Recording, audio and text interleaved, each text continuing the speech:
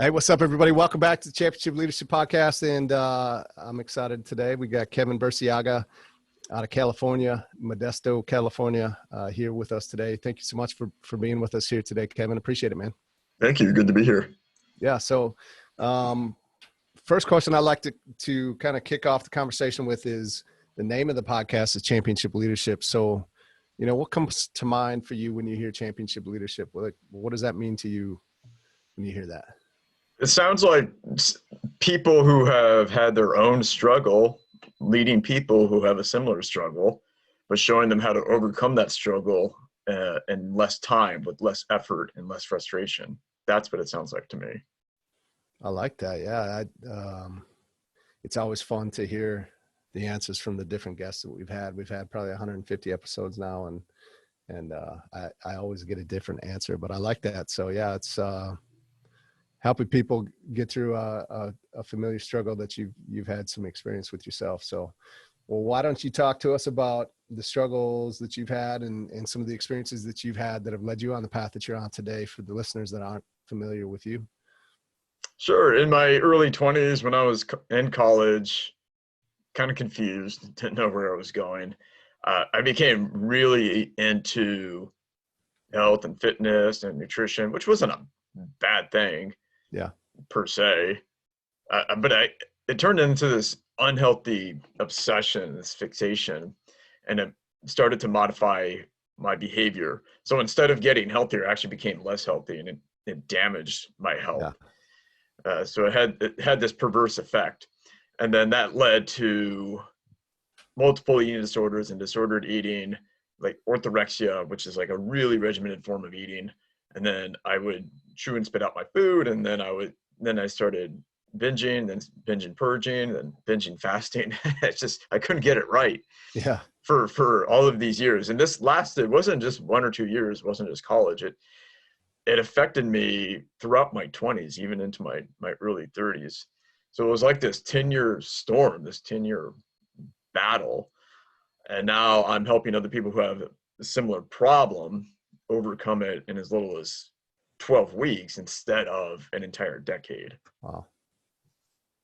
So, I mean, if you're watching the video, many people just listen in, but we have these, the videos up on YouTube as well, but you're not a big guy by any means from what I could tell as far as like overweight or anything like that. Was that like, when you were going through this, when you first started on this journey and started to have some of those eating disorder difficulties, issues that you had and that you were going through and experiencing, was it something where it was just this turned into this continuous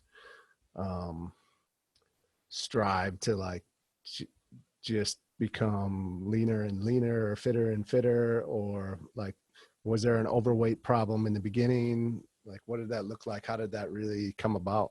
Yeah, that's what's interesting, is that I wasn't unhealthy when I began. Yeah. So I don't know what Yeah. precipitated this whole drive to be super healthy, because I was a normal weight when I was 19, 20, whatever that was. Sure. But I wasn't obese, and then somebody made fun of me, and then I went on this diet, and then no, it wasn't like that at all. I certainly did gain weight during my 20s and 30s because I had no control over what I was eating, or at least not a lot of control. And so my weight would go up and down, that whole yo-yo effect. Yeah. But it did not start with me being really unhealthy. That's what kills me, is that if I hadn't done anything, if I hadn't changed anything, this would have never happened. I would have just lived a normal life. Yeah. Yeah. What kind of an impact did it make on you? You say, this wouldn't have happened, you'd have a normal life, but like, so what was the impact for you? What was the experience for you going through that over a 10-year period? It's interesting. My daughter just turned 10 today. And so when you say that, she's like, I'm a decade old. And I'm like, yes, you are. So over a decade. So it's just fresh in my mind. What was that experience like really like? Because I'm sure there are more people experiencing something like that a lot of people don't even know about, right? Was that the case for you, or did people kind of know and try to help, or what did that look like?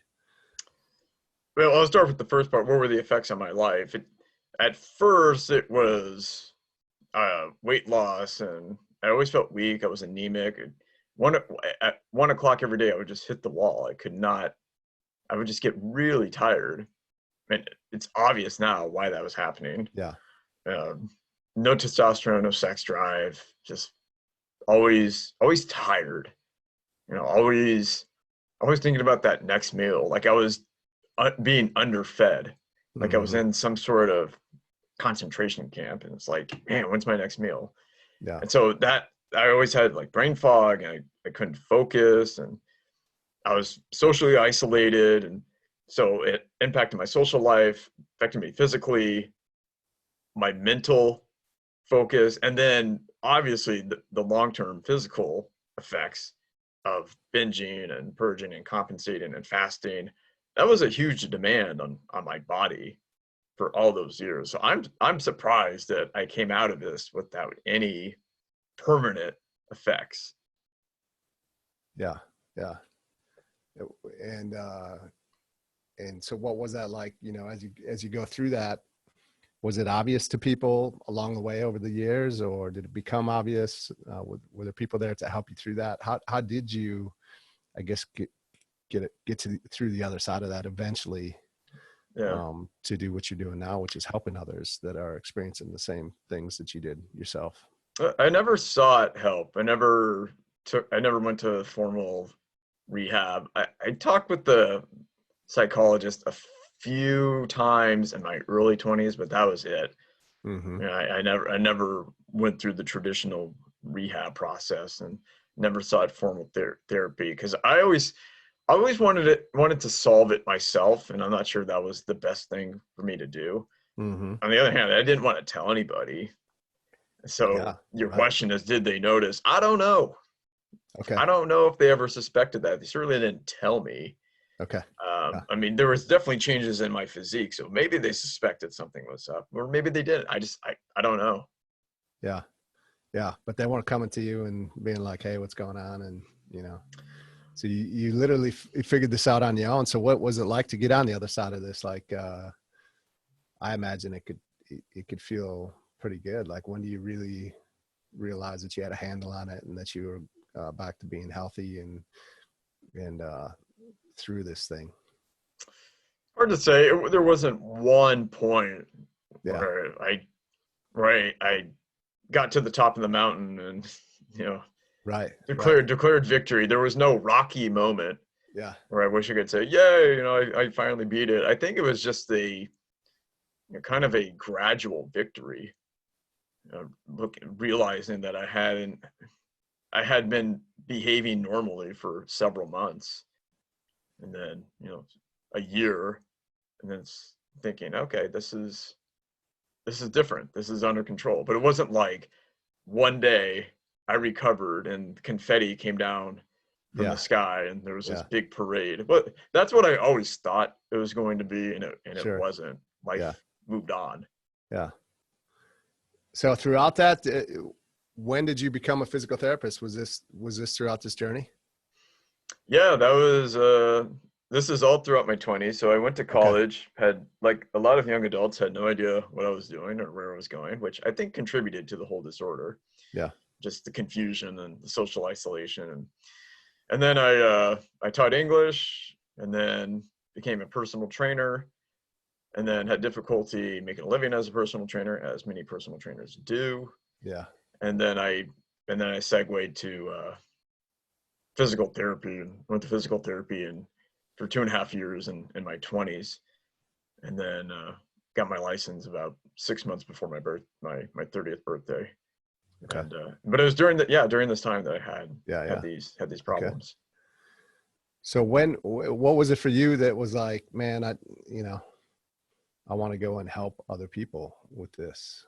Like, I want to be a leader inside of using the experiences that I had to go and help others through this. When did that come about? Hmm. Yeah, I initially didn't want to, because I would have to tell my story and share my story as I do, Yeah. on these podcasts or on my YouTube channel, and I, I actually resisted it for a year or two. because I wanted to forget it, move on, do something else. But there was just this voice, and maybe you've heard it. So I have this story, and I also have this solution, and I think it would be selfish if I kept it to myself. Yeah. Yeah. So you, so yeah, it just, it wouldn't go away. It was something like, hey, you gotta do something with this and help some others. And well, you mentioned obviously that you weren't going to anybody in you weren't wanting to share it. You weren't wanting to admit to others what was going on for you. So I imagine it's very similar to what everybody else experiences as well, which can feel like a very lonely place, and which probably makes it really extremely hard to break that cycle. Of course, it took you a little over 10 years to do that yourself. So how are you finding these people to help out? Is it just by you doing this podcast and sharing your story and sharing your message, and then they're like, maybe they feel maybe a connection, and then they privately message you and come into you with confidence? Or like, yeah, what's that process of being to help others out when it's not something that really a lot of people want to admit is going on? They have to be vulnerable, first of all, and they have to be seeking help.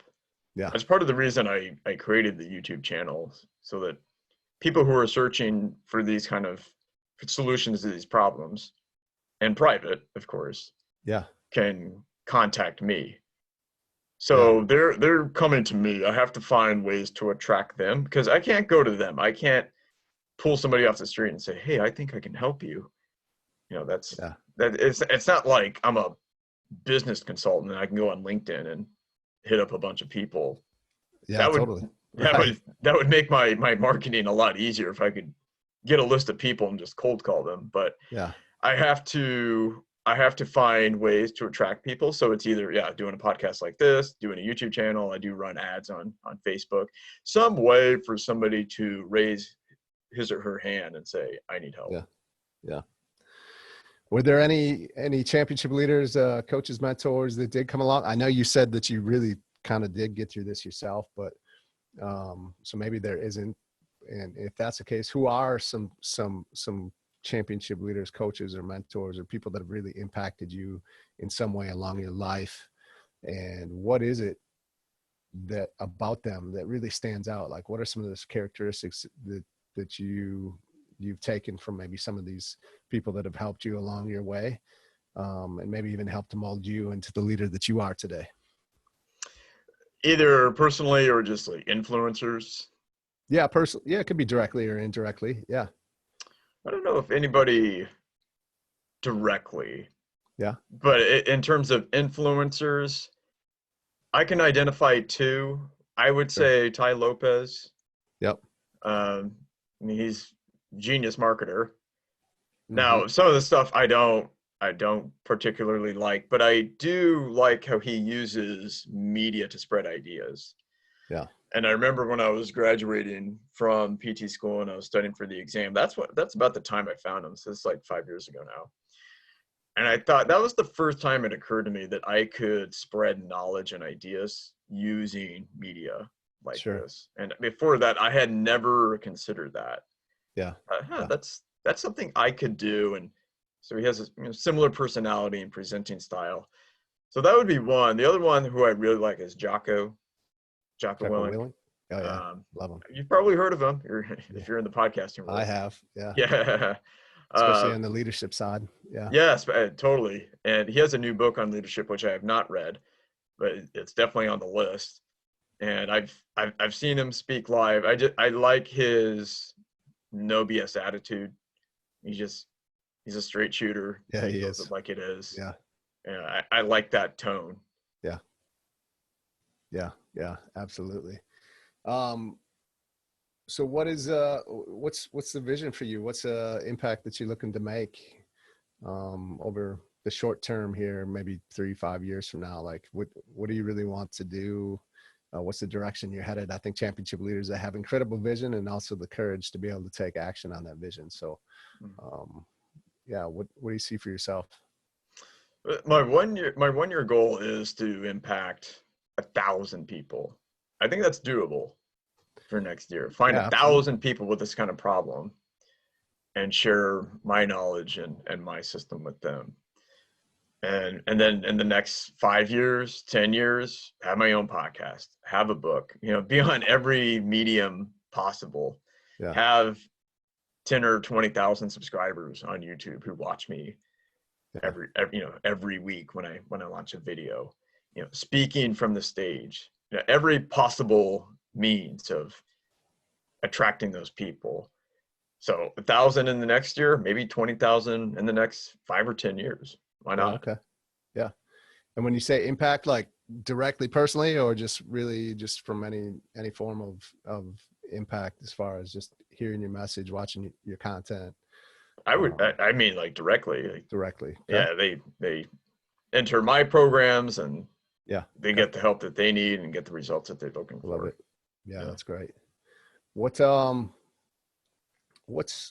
wh- what's a critical moment, or maybe a defining moment, that you've had in your life where, had you not made the decision that you did, obviously you have, because it has you where you are today, but had you not, you could be in a very different place than you are today. I think there's a lot of listeners, a lot of entrepreneurs, business owners, people that want to become better leaders that listen to this. And especially we got the COVID-19 going on, we got the quarantine, Mm-hmm. people are at home, missing that connection, but also like at some real fork in the road moments, and they're trying to decide which way to go. Is there a time that sticks out to you that you could share to kind of help inspire these folks listening that are in that moment themselves, that they just got to listen and go where they know they want to, where that like that voice that you talked about is telling them, hey, go this way, but they for whatever reason a lot of times will resist it, like you did for a while, right? I think it was 3 years ago when I invested in my own in the first coaching program. Mm-hmm. It wasn't cheap, Yeah. so it was a massive leap for me. And I had other ideas, other business ideas, and I just left those behind. And I said, no, I'm going to become a coach for this. And I invested in my first program. That to me would be that pivotal moment. Yeah, absolutely. And I mean, I remember my first time making a significant investment in a coaching program, just similar to what it sounds like you did. And it was difficult. It was definite critical moment. But I can definitely look back to that moment and be like, man, my life would not be what it is right now. I wouldn't be on this podcast right now. A lot of things would be different in my life had I not. So what are some of the big results and changes that have happened because of that for you? That have happened because of that one decision. Yeah. That I'm impacting other people and sharing my ideas, and people are paying me for it. Mm-hmm. So it's kind of like it's leading to the next transition in my life. So I went from student to professional, or like full-time employee. Now I'm going from full-time employee to full-time entrepreneur. Yeah.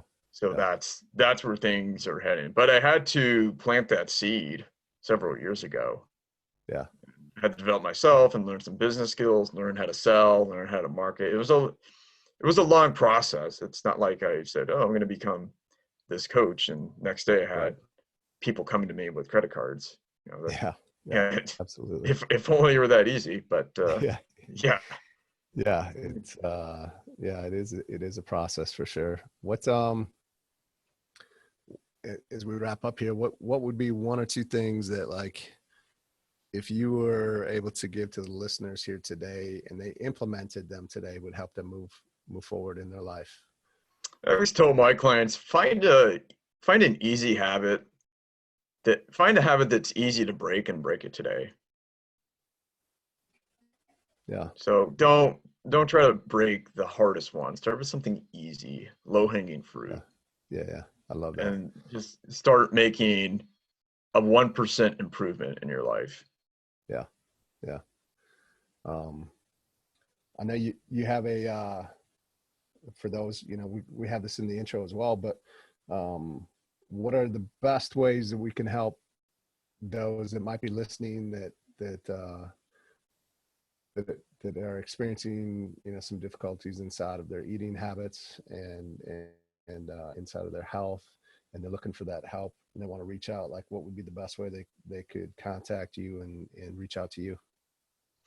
They can go to my website, www.kevinburciaga.com /empowered eating. They can book a time to speak with me, or they can find me on YouTube at Kevin Burciaga. New videos every Wednesday and Saturday. Awesome. So two videos a week? Yeah, I'm up to 2 videos a week. Yeah. Well, is there anything else before we close this out that you want to share with the listeners here to wrap up? There's a change you need to make. Don't wait. Do it today. Yeah, absolutely. Amen. So I appreciate you, Kevin, coming on and spending some time with us today during your busy life. And I love what you're up to and the impact you're making for people. Thank you so much for coming, man. Thank you, Nate. Yeah, absolutely. Have a great day.